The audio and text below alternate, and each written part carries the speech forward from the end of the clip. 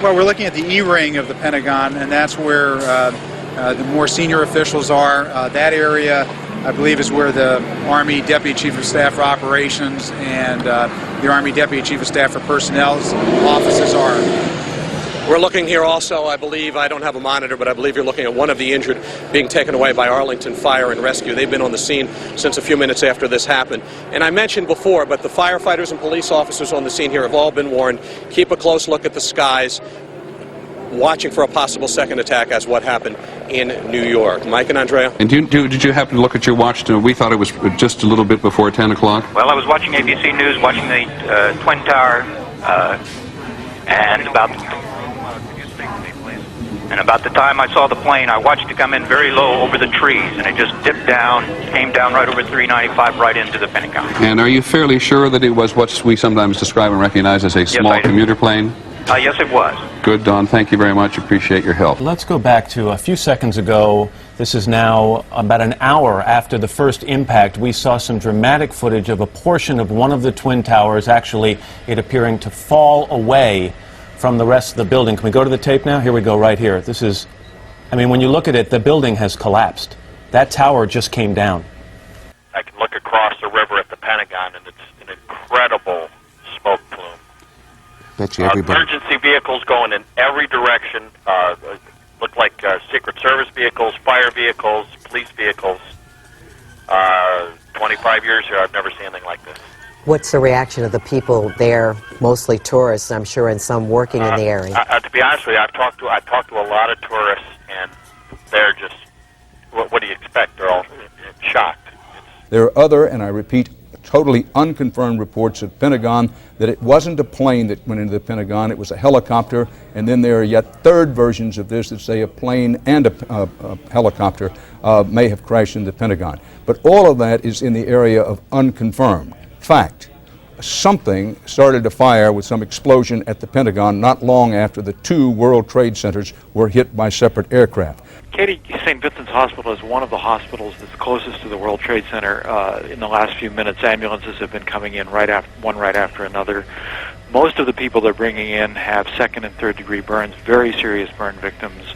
They say the smoke inhalation people will probably be the most serious, but they're not even close to getting to them yet. There's a triage operation that's going on in the area. Ambulances are being dispatched to every hospital in New York City. The entire staff of this hospital has come in from wherever they are, and it's true at hospitals across New York City. They're standing there.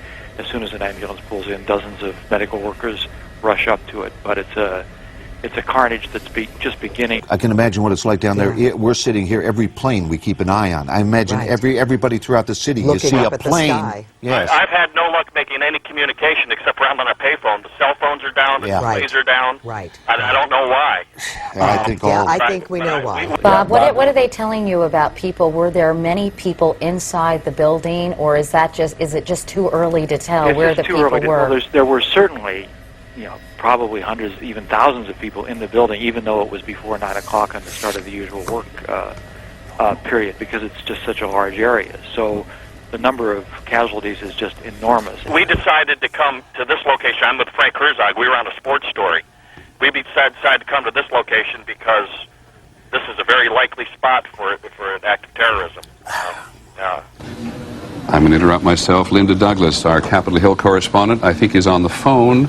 And if she's not, she already reports there has been an explosion of some kind at the Capitol. Is Linda Douglas on the telephone? Let's get her on the phone as quickly as we have. You've got traffic at a complete standstill, and obviously flights in the area have been suspended. We've got a cop here on the scene. Were you actually here? Were you here when this happened, officer? Yes, I Can you? That it was set on fire. Tell me exactly where you were and what you saw. Can you do that? Okay, the cop right now is working on other things. Sorry about that. We're just trying to get a sense of what happened. I'm sure you've heard a lot of different accounts from different views of this. You've got two towers on fire, and now the one that has literally lost a part of the top of the building. And Byron and I were trying to figure out, was it the top quarter of the building, the top 8? It was a massive section of the building. So massive that people who were inside the building, still alive, were jumping. And at this point, what we are dealing with, I'm just looking out a closed door here at the chaos set in the hall here. People are still trying to figure out where to go. Let's go back to Dave, who is at the Pentagon site. Dave? Hey, I just heard another explosion of some sort. Now, it could be a secondary explosion here from something happening, but we just heard a loud pop just as you were coming to me. It seemed to be on the east of here. I can't tell what it is. It might be something that's secondary to this because we had a number of small explosions after the fire occurred. Even the medical workers and the ambulance attendants, when they saw that, the people who are used to tragedy, grabbed each other and hugged each other, and some started to cry. And of course, one wonders about the triage unit. Exactly. We're set close up to the base of that building trying to evacuate people, and when a building of that size falls, it does not fall on its own footprint. No, absolutely. I am, I'm several blocks north of there, so I don't know what that area looks like, but one can only imagine. We understood there was construction. The area that was struck by the plane and what's on fire, was that the area under construction, so maybe there weren't a lot of people in that area? There is, yeah, there's toward the south end of this area, there are construction trailers, I can say that. But I can't tell you for sure if this area would be sparsely populated. We're actually being asked to move back by Virginia State Police a little bit. We're going to try to keep this location as much as possible. The reason they asked us to move back is because, of course, they're concerned about any secondary explosion. Dr. Kushner, I don't know if you're watching television, but we are now showing our very first pictures of some of the victims of this today, and we can see some horrific, what appears to be burns. Yes. Some serious injuries. Again, this is video that we have just gotten in. Yes, I'm watching it. I can see it. We have on the phone one of those people who makes his living analyzing terrorism. Kyle Olson, do you hear me? Yes, I do. I wonder if on a day like this anybody wants to be thought of as an expert on terrorism. I can tell you from my experience as a firefighter, there's still a great deal of fire inside the Pentagon by the smoke that's coming out of there. I'm sure firefighters are inside making sure first that they can get everybody out that they can and then trying to attack the fire inside. They've also had fire, of course, on the outside that have probably involved some sort of airplane fuel. That's why it burned it's still burning, in fact, on the south end on the outside near those construction trailers. Again, I can't tell you much more other than a loud pop just a few minutes ago that seemed a little bit different than the ones we heard earlier, which were on the outside here that could have been tires or something else. Be that as it may, and assuming that, and knowing that much of the country is shocked at the apparent breadth of this, are you? Well, this is the kind of attack that has fallen more into Tom Clancy novels than into actual response planning. Having said that, we've been anticipating for a long time. We've wondered why it's been so relatively quiet. The suggestions of Osama bin Laden's involvement. What has he been doing since Cole? Other groups out there with a real or imagined grudge against the United States. The nature of the event is shocking. The fact that it's happened is not. I saw it looked more like an outward explosion because the plane came from the other side, and I saw that pure explosion and took pictures of it. Now there's another. What was going through your mind while you were doing all of this, Jeremy? The horror that people are going through right now, the families that are losing people right now, and there's another plane. No, there's a helicopter. But in a sense, right now, we are dealing with a situation where two planes hit the World Trade Towers, one after the other. We're not necessarily sure how and why it happened. You've got some witnesses saying that they saw one of the planes, I believe the DC-3, or maybe it was the smaller plane. I think it was the smaller plane that appeared to be flying directly toward the tower, but no one can be sure right now.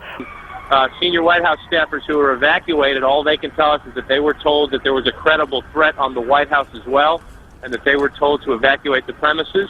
What we do not know is whether or not the Vice President and the National Security Team have stayed inside the White House Situation Room. We know that they were directing and monitoring operations from there as of just about 20 minutes ago. But the White House staff, the Executive Office Building staff, and all the office buildings around, including the Treasury Department, and some government and some non-government office buildings, people have been evacuated out into the street. And again, the Secret Service now putting up yellow police line tape, and some of them patrolling Lafayette Park with automatic rifles, which is a scene quite extraordinary here across from the White House. This opens up a new level. This has ratcheted up a new level in the annals of terrorism and what we face here as a country and as a civilization worldwide. Sean, tell us as best you can what the government's national security apparatus will do right now. I mean, what do you guess is happening, and where is it happening? Well, I don't want to guess at all, but from the White House Situation Room, a president or a vice president can direct a war.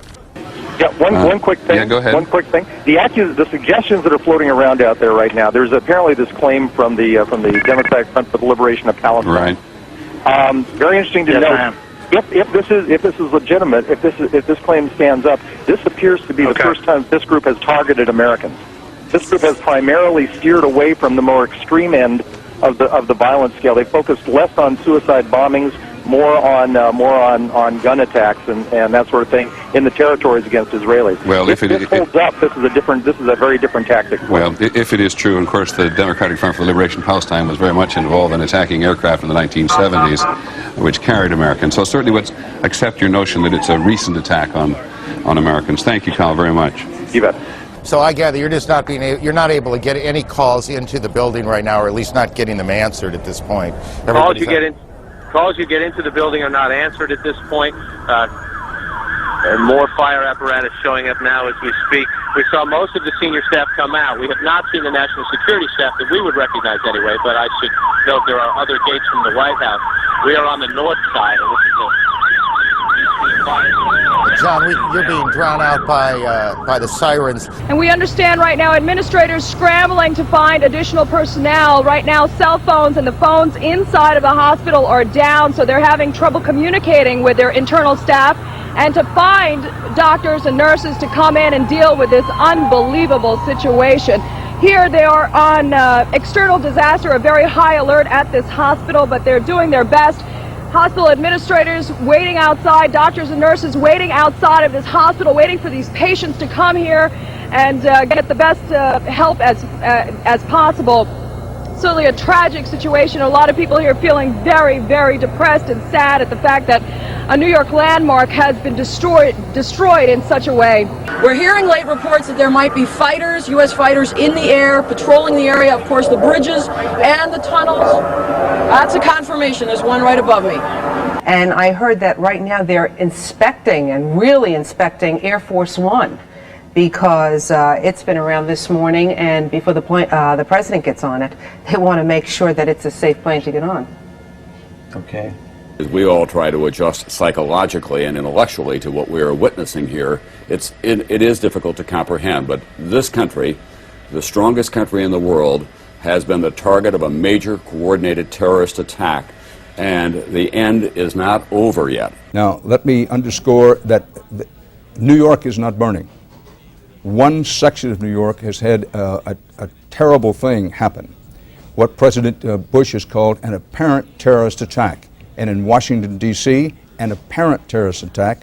I underscore the word apparent terrorist attack on the Pentagon. We're on the corner of Duane and West Broadway, walking down towards the Twin Towers, and it just collapsed.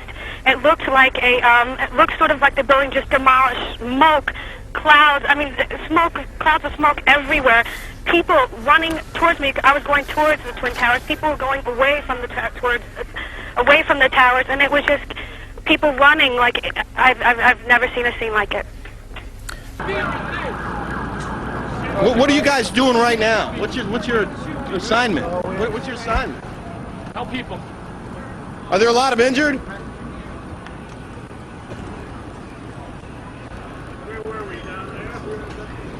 Look at this. And just a second. Right ahead, that second explosion took place when a second plane went in. Then a third explosion took place at the Pentagon, and now there are unconfirmed reports that a fourth explosion, the second at the Pentagon, has also taken place.